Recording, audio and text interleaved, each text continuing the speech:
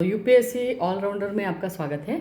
आज हम बात कर लेते हैं खनिज संसाधनों में समृद्ध होने के बावजूद भारत के कई क्षेत्रों में भारत अभी भी अविकसित है ना। खनिज संपदा में भारत के जो क्षेत्रीय विकास है उसके बीच में विरोधाभास की हमको चर्चा करनी है।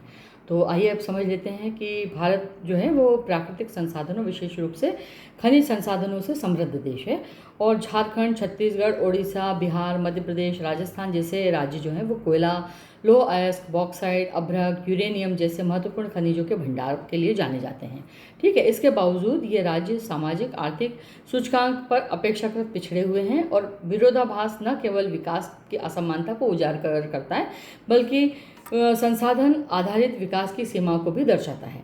तो भारत में खनिज संपदा का वितरण किस प्रकार से है?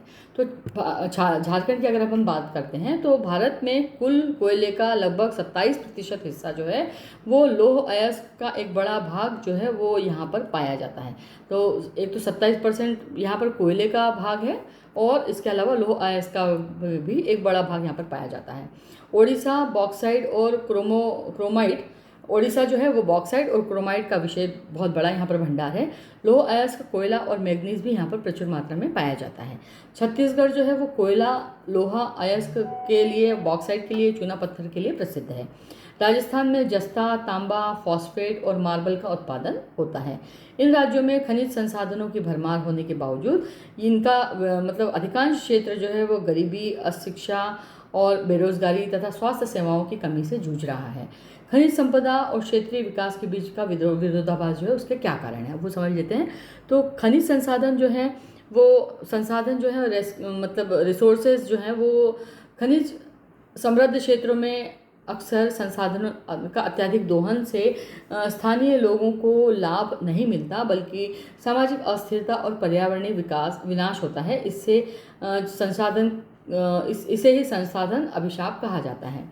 ठीक है, ऐसा भी प्रश्न पूछा जा सकता है कि संसाधन अभिशाप क्या है, इसको बताइए। तो खनिज समृद्ध क्षेत्रों में अक्सर संसाधनों के अत्यधिक दोहन से स्थानीय लोगों को लाभ नहीं मिलता बल्कि सामाजिक अस्थिरता और पर्यावरण का विकास होता है और इसे ही हम क्या कहते हैं, संसाधन अभिशाप कहा जाता है इसे। राजस्व में असमानता का वितरण, तो खनिज से प्राप्त आय का अधिकांश हिस्सा केंद्र और राज्य सरकारों के राजकोष में चला जाता है, जबकि खनन क्षेत्र जो है उसके उस पर जो वो पैसा है उसका निवेश बहुत कम होता है। इससे स्थानीय स्तर पर जो विकास है वो प्रभावित होता है।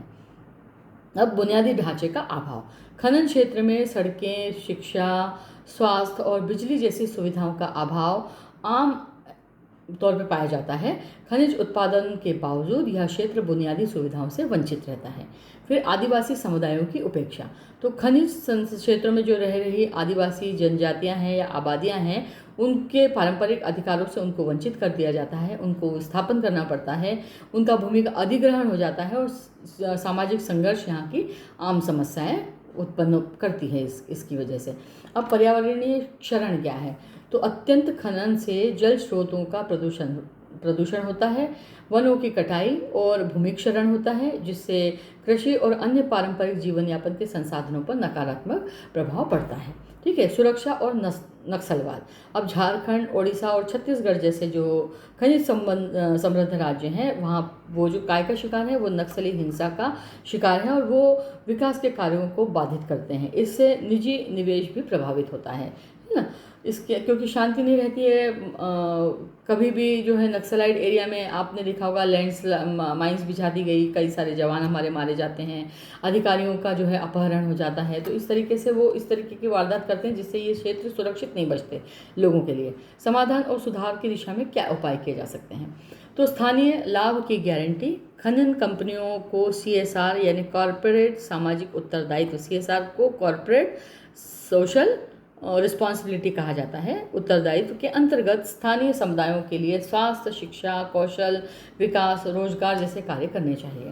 ठीक है, DMF मतलब डिस्ट्रिक्ट मिनरल फाउंडेशन, DMF है ना, कि पारदर्शिता, खनन से प्राप्त राजस्व का एक हिस्सा स्थानीय विकास के लिए DMF के माध्यम से खर्च किया जाता है, लेकिन इसकी कार्यप्रणाली को पारदर्शी और जवाबदेही बनाने की आवश्यकता है। ठीक है, इसके अलावा प्राकृतिक संसाधनों का समुदाय का अधिकार, जनजाति अधिकार अधिनियम में पैसा अधिनियम को के प्रभावी क्रियान्वयन से स्थानीय समुदायों की भागीदारी सुनिश्चित की जा सकती है।